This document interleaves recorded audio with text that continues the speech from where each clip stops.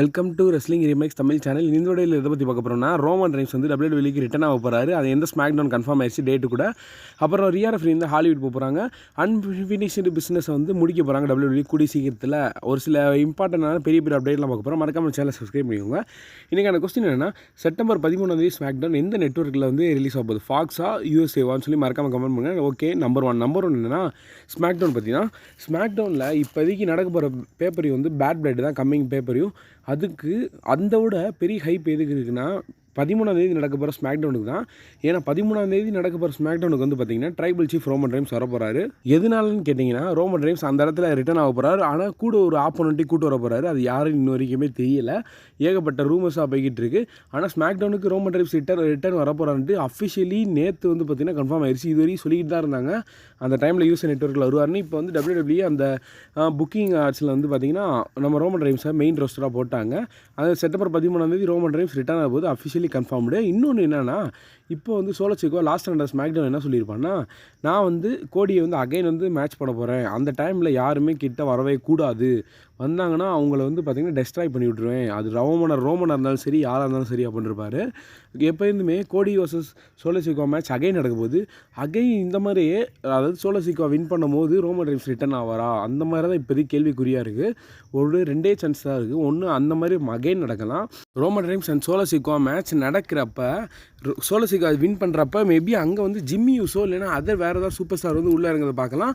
அந்த super star வந்து Jacob Fatu other super star வந்து அடிக்கும்போது அந்த டைமில் வந்து பார்த்திங்கன்னா நம்ம ஒரிஜினல் ட்ரைபல் சீஃபான ரோமன் ரெயின்ஸ் ரிட்டர்ன் ஆகலாம் அப்படின்னு இப்போதைக்கு சொல்லப்படுது.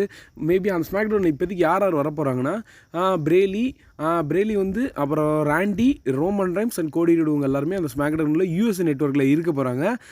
இப்போயே உங்களுக்கு தெரிஞ்சிருக்கும் அந்த கொஸ்டினுக்கான ஆன்சர். யூஎஸ்ஏ நெட்வொர்க் தான் நடக்க போகுது. கமெண்ட் பண்ணுங்க நண்பா. ஸோ ஓகே, அந்த ரோமன் ரெயின்ஸ் வந்து அங்கேருந்தே ஓஜி பிளேடோட ஸ்டோரி ஆரம்பிக்கும் போது பேட் பிளட்டில் மேட்ச் பண்ண தான் போகிறாரு. பேட் பிளட்டில் மேட்ச் பண்ணால் தான் அவங்க வந்து சர்வைவல் சீரிஸுக்குள்ளே அகைன் வந்து ரீயூனியன் பண்ணதை நம்ம பார்க்க முடியும். பேட் பிளட்டில் வந்து ஒரு டாக் டீம் மேட்ச் பண்ணணும். அடுத்து கிரவுண்ட் ரூல்ஸ் வந்து அகைன் ஒரு டாக் டீம் மேட்ச், இல்லைன்னா ஒரு 3 vs 3 மேட்ச்சு, அகைன் ஒரு சர்வைவல் சீரிஸில் 5 vs 5 மேட்ச், இந்த மாதிரி நடந்தால் தீரணும். அப்போ தான் எப்படி தான் இந்த ஸ்டோரியை கொண்டு போகிறாங்கன்னு இன்னுமே என்னால் சத்தியமாக கணிக்க முடியல. என்ன தான் நடக்குதுன்னு வெயிட் பண்ணி பார்க்கலாம். உங்களுக்கு ஒரிஜினல் ட்ரைபல் சீஃப் ரிட்டர்ன் ஆகுது ரொம்ப பிடிச்சிருக்கா இல்லையான்னு சொல்லி மறக்காமல் கமெண்ட் பண்ணுங்கள்.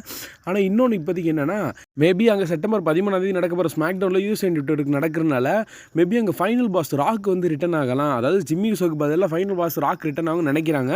ஆனால் இது வந்து நடக்காதுன்னு நினைக்கிறேன் நான். மேபி நீங்கள் ராக் எதிர்பார்க்காதீங்க நண்பா.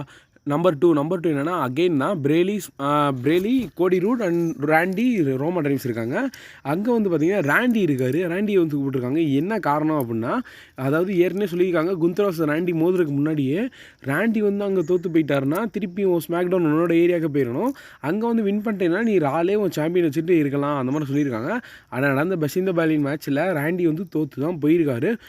அது சொன்ன மாதிரி WWE அங்கே ராண்டி வந்து ஸ்மாக் டவுனுக்கு போட போகிறாங்க. செப்டம்பர் 13 ராண்டி அந்த ஸ்மாக் டவுனில் இருக்க பாரு. என்ன நடக்க போகுதுன்னே தெரியல. ஸோ வெயிட் பண்ணி பார்க்கலாம். நெக்ஸ்ட் வந்து பார்த்தீங்கன்னா WWE ஹெட் குவார்ட்டர், அதாவது WWEயோட ஹெட் குவார்ட்டர் வந்து சேலுக்கு போக ஆரம்பிச்சிருச்சு. அது என்னன்னா, WWEயோட ஹெட் குவார்ட்டர் வந்து பார்த்திங்கன்னா ஏற்கனவே புதுசாக ஒரு இடத்துல கட்டிக்கிட்டு இருக்காங்க. அது வந்து கட்டி முடிச்சிட்டாங்க. முடிச்சனால இங்கேருந்து ஷிஃப்ட் பண்ணிவிட்டு இந்த பில்டிங் வந்து விற்க போகிறாங்களாம். அது வந்து இதோட கிராண்டாக இருக்கான். அதாவது இதோட ட்ரிபிள் ஹெச் வந்து இதோட கிராண்டாக வந்து கட்டியிருக்காரு, வேற லெவலாக கட்டியிருக்காரு. ஆனால் இப்போதைக்கு அந்த பிக்கு வரல. ஆனால் இப்போதைக்கு இதான் சொல்லப்படுது. ஸோ என்னதுன்னு வெயிட் பண்ணி பார்க்கலாம். ஆனால் இந்த WWE வந்து பார்த்திங்கன்னா இங்கே ஏகப்பட்ட செக்மெண்ட் நடந்திருக்கு. லாஸ்ட்டாக ஒரு ஸ்டோரி லைன் போச்சு. நம்ம செத்ரால்ஸ் வந்து பார்த்திங்கன்னா வின்ஸ் கிட்ட பேசிக்கிட்டு இருப்பார் இந்த ஹெட் குவார்ட்டரில். அதான் நம்ம பார்த்தோம். நம்பர் 3 கோடி ரூட் தான். கோடி ரூட் வந்து நியூ ரெக்கார்ட் பண்ணியிருக்காரு. அதாவது என்னென்னா, அவரோட ரெக்கார்டு இது நியூ ரெக்கார்ட்லாம் இல்லை.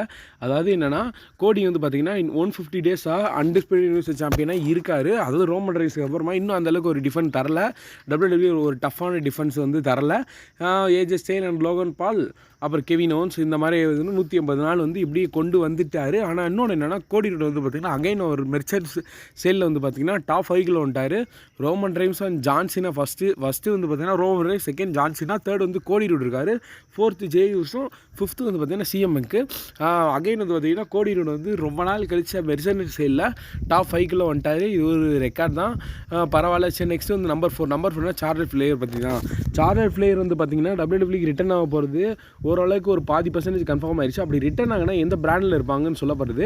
எந்த பிராண்டில் இருப்பாங்கன்னா ஸ்மாக் டவுன் பிராண்டில் தான் இருக்க போகிறாங்க. ஸ்மாக்டவுன் பிராண்டில் என்ன சொல்கிறாங்கன்னா, அவங்க ரிட்டர்ன் பண்ணப்பயே நயா ஜாக்ஸ் தான் சேலஞ்ச் பண்ண போகிறாங்க. அப்போ நயா ஜாக்ஸ் இப்போதைக்கு கரண்ட் சாம்பியனாக இருக்காங்கன்னா, இப்போ கூடிய சீக்கிரத்தில் சார்லட் ஃப்ளேர் வந்து நம்ம ரிங்கில் பார்க்க போகிறோம்.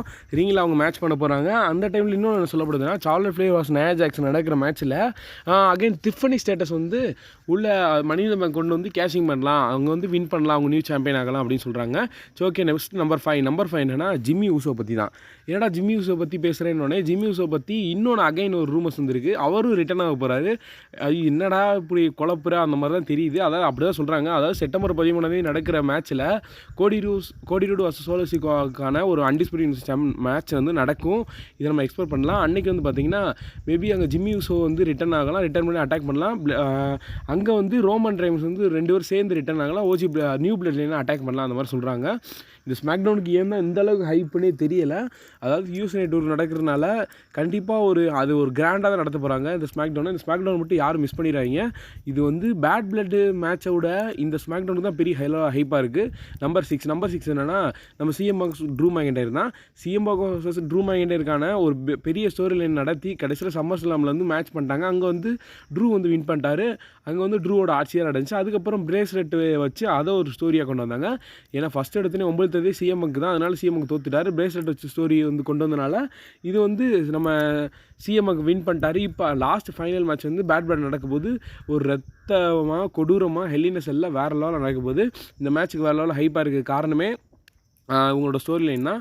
So okay, next Odisha Jones வந்து பார்த்திங்கன்னா என்னடா WWE தூக்கிட்டாங்களா அப்படின்னு ஏகப்பட்டவர் சொல்ல ஆரம்பிச்சிட்டாங்க. என்ன காரணம்னு இப்போதைக்கு தெரியல. ஆனால் இப்போதைக்கு காரணம் கிடச்சிருக்கு. அதாவது என்னென்னா ஒடிசா ஜோன்ஸ் வச்சு நியூ டேக்கு வச்சு ஒரு புது பிளானே பண்ணியிருந்தாங்க. எப்படி இவர் தூக்க போச்சு என்னால் சத்தியமாக யோசிக்கவே முடியலை. இவர் தூக்குனா எப்படி அந்த ஸ்டோரி லைனை திருப்பி கண்டினியூ பண்ண முடியுன்ட்டு. என்ன காரணம்னா ஒரு டொமஸ்டிக் வயலன்ஸில் ஈடுபட்டிருக்காராம் WWE கம்பெனி. அது மூலிமா அவங்க வந்து பார்த்திங்கன்னா அவங்கள தூக்கிட்டாங்க. அவங்க போலீஸ் கேஸ் இந்த மாதிரி ஏதாவது வயலன்ஸில் அஃபெக்ட் அதாவது அதில் பாதிக்கப்பட்டிருப்பாங்க. அதுலேருந்து ஒடிசா ஜோன்ஸ் வந்து WWE தூக்கிட்டாங்க. ஸோ ஓகே, நம்பர் 7 என்ன அன்ஃபினிஷ்டு பிஸ்னஸ் தான். செத்ரானஸ் வந்து ஷீல்டை பிரேக் பண்ணார். அது பண்ணக்கப்புறம் பார்த்திங்கன்னா அதே வன்மையை அங்கேயே வச்சுட்டு ரெசல்மேனியா 40 வந்து பார்த்திங்கன்னா ரோமன் ரெய்ன்ஸ் அந்த சேரை வச்சு செத்ரானஸ் ஷீல்டு கெட்டப்பில் இருக்கும்போது அடிச்சிருப்பார். இவங்க என்ன சொல்லப்படுதா ரோமன் ரெய்ன்ஸோட கடைசி மேட்ச் ரோமன் வர்சஸ் செத்ரானஸ் கூட இருக்கலாம், அந்த பகையை தீக்கிற மேட்சாக கூட இருக்கலாம். அகைன் வந்து ராயல் ரம்பிள் நடந்த மாதிரி அகைன் ஒரு மேட்ச் நடக்கலாம் அப்படின்னு வந்து சொல்லப்படுது. ஏன்னா ரோமன் ரெய்ன்ஸ் இன்னும் அந்த வெறி வந்து தீரவே இல்லையா. ஸோ ஓகே, ரியா ரெஃபரியை பற்றி பேசலாம். ரியா ரெஃபரி வந்து பார்த்திங்கன்னா அவங்க வந்து ஹாலிவுட் போகிறாங்களா அந்த மாதிரி இப்போதைக்கு நியூஸ் வந்திருக்கு. என்னென்னா அவங்க WWE லீவ் பண்ணிட்டு நான் ஹாலிவுட் போகிறேன், எனக்கு ஹாலிவுட்டில் தான் அதிக இன்ட்ரெஸ்ட் இருக்கான். அது என்ன சொல்கிறாங்க, WWE விட்டுட்டாங்கன்னா எதுக்காக ஹாலிவுட்டுக்கு அதிகமாக போகிறாங்கன்னா எல்லா சூப்பர் ஸ்டாருமே இப்போ WWE ஒரு சில காலம் வரைக்கும் தான் நம்மளால் சர்வே பண்ண முடியும்.